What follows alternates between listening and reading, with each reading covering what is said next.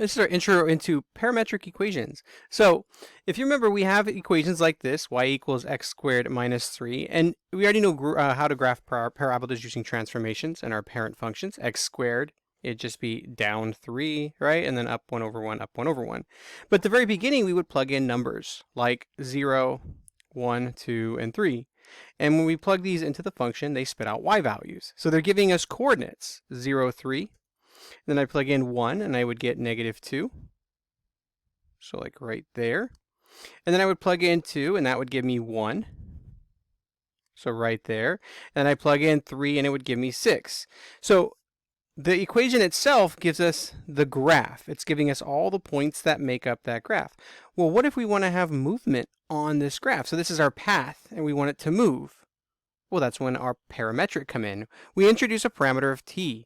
So it looks like this. Now when we plug in t, we can plug in 0, 1, 2, and 3, and we're adding an extra parameter, t. Hence parametric equations. So now when I plug 0 in, that would give me my x coordinate. And when I plug in 0 over here, I get the same thing we got on the other side. So -3. And I plug in 1. And I get -2, 1, and 6, just like before. So if I plug my t in here, it gives me these x coordinates. And if I plug my t into here, it gives me the matching y coordinates. So what's happening now is we have time for each of these locations. So at time 0, we're here. At time 1, we're here. So our graph is at 0, -3 at 0 seconds. It's at 1, -2 when time is 1. And it's at 2, 1 when time is 2, and when time is 3, we get 3, 6. But it's adding a parameter. It doesn't have to be time, but it's just what we use a lot with them. So now if we look at Desmos, we can take our boring graph, which is just the y equals x squared minus 3, which just gives us a view of the different locations, and add time to it. And so now we end up with motion. So you can see this guy right here has a location at different times. So at time 0, we're here. Time 1, that's the x and y coordinate that we get. And then time 2, time 3, and so on. So at each time, it's at a different location. And that gives us motion. And so by changing your parametric equations, you can keep this exact same curve, and you could have a function that not a function. You could have a set of parametric equations that give you a speed that's a little bit quicker, or a little bit slower, or going in the reverse direction, like this. So that's what we're going to be dealing with parametric equations. So you can have ones that are like this. And you can have, so basically you're going to create a function. In fact, this is not even a function. You can tell that that is not a function. So we're going to create an equation and then give it motion on that equation using parametric equations. So you can have ones like this.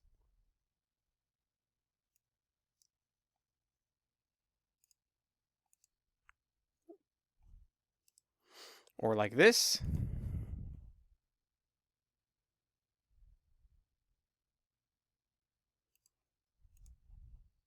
So let's take a look at two more. So these two actually give us the same graph. We have x equals t squared and y equals t, and x equals t to the fourth and y equals t squared.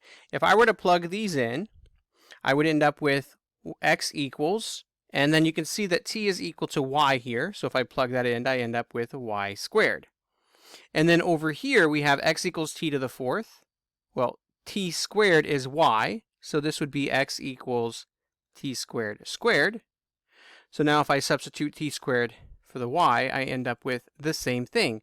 So how do they differ? So I've made this little quick Desmos graph for us, and right now c is 1. So that would just be t to the c, and that's t1. So that's t, and that's t squared. So if I push play, here's what we get.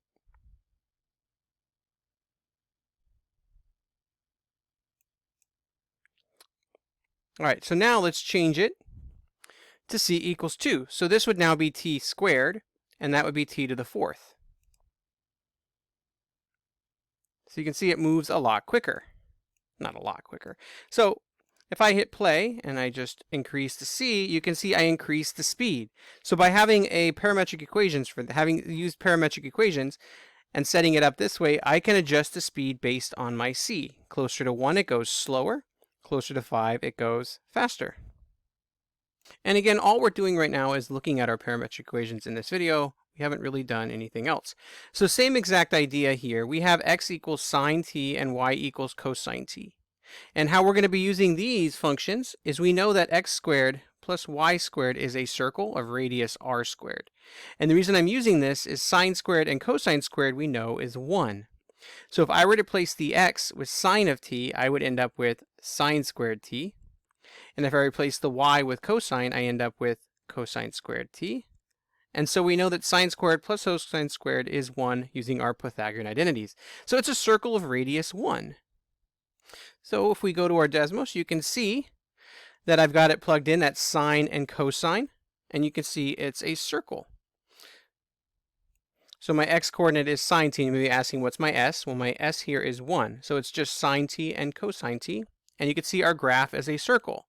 So now, when I push play for time, it's giving me the location of all those points as my time increases. So it moves it around the circle.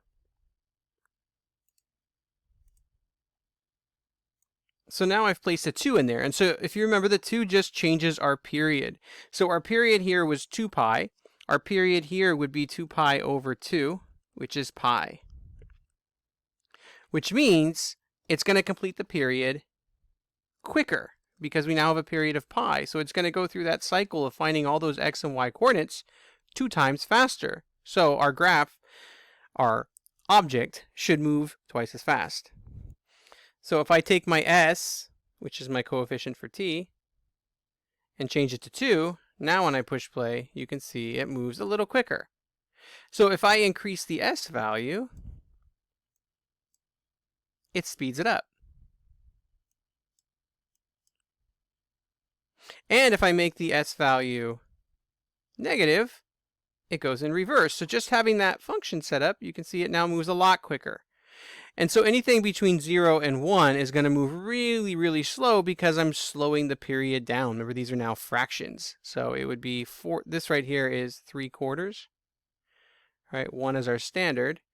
So if I go to a half, it's moving twice as slow, half as fast. A quarter would be 4 times as fast, right? And 4 would be 4 times as fast as we would get with our basic 1 for the coefficient of t. So what we're going to be getting here is we're going to be looking for direction of these functions. So which way are they moving? And so for this, we had circles. And you could see by our picture that we're moving in this direction. So that's what we're going to be looking for. We also want to know what is the shape that they are making. And so we're going to be removing the parameter t and making it into a nice equation. So x squared plus y squared in this case equals 1. We want to go back to our Cartesian equations. So we're going to be replacing the t back into this so that we can get the shape, basically the tracks that it's going to be moving on. And then we also want to see what direction it's going. And you can see what direction it's going just by plugging in t. So we can see here at t equals 0, we're here. At t equals 1, we'd be at 1, -2, so here. And at t equals 2, right, we'd be at 2, 1. So here, and so you can see which direction that we are moving. And then you're going to take it and plug it into Desmos. And you're going to make sure that it matches what we have. You're also going to have your calculator you get to use. So if you go to mode, you'll see you have function. That's what we were dealing with before. And now we're going into parametric. So you'll go down, select parametric. And then when you hit Y, it now allows you to plug in an X with respect to T and a Y with respect to T. So we can go back and go, okay, well, my X coordinate here is T. So my X coordinate is T. And so now you notice it says X, T, theta, and T is for a parametric, so we will put in a T. You scroll down and we put T squared minus 3 for our Y coordinate. You hit graph and it graphs it for us. So there's no reason why we won't get these things right.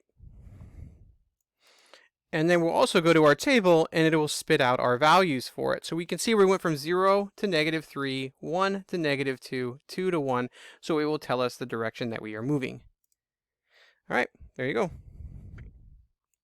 So we're going to have parametric equations, x equals f of t, y of g of t, with a and b being the bounds for t. And t is our parameter.